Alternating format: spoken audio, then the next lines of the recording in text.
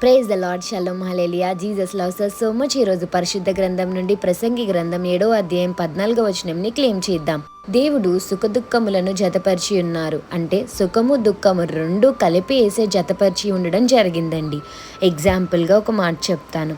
నిగ్గార్ తెలుసు కదండి, ఆ పర్సన్కి చేతులు లేవు, కానీ చిన్నప్పుడే అని చనిపోవాలనుకున్నారు. కానీ నిగ్గార్ మదర్ ఏం చెప్పారంటే, నువ్వు ఇలా ఉంటూ కూడా దేవుడు నిన్ను వాడుకుంటారు అని చెప్పడం జరిగిందండి. చేతులు లేని తన జీవితాన్ని చేతులున్న యేసయ్య చేతికి అప్పగించుకోవడం వల్ల దేవుని సేవలో ఎంత బలంగా వాడబడుతున్నారండి.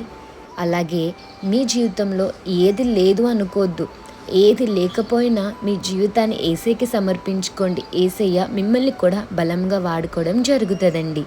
యోహాను సువార్త 9వ అధ్యాయం 3వ వచనంలో పుట్టుకతోనే గుడ్డివారుగా పుట్టారండి. యేసయ్య ఆ పర్సన్ని తాకి నీవు స్వస్థపరచబడదువుగాక అన్నారండి. అప్పుడేమైందండి, ఆ వ్యక్తి హీల్ అవ్వడం జరిగింది. కారు మబ్బుల వెనకాల సూర్యుడు ఉంటారు. ఎప్పుడైతే కారు మబ్బులు విడిపోతాయో సూర్యుడు బయటికి రావడం జరుగుతుంది.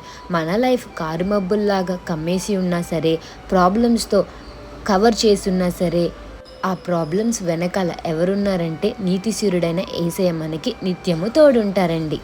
మన ప్రాబ్లమ్స్ని యేసయ్య తప్పిస్తారు. ఎందుకంటే నీతిశూరుడైన మన యేసయ్య ఎల్లప్పుడూ మనకి తోడుగా ఉంటారు. కాబట్టి సుఖము దుఃఖము రెండు జతపరిచి ఉంటాయండి. కానీ సుఖంలో కూడా దుఃఖంలో కూడా యేసయ్య చేతిని విడిచిపెట్టద్దు. Have a blessed day in Christ Jesus. Jesus loves us so much. Amen.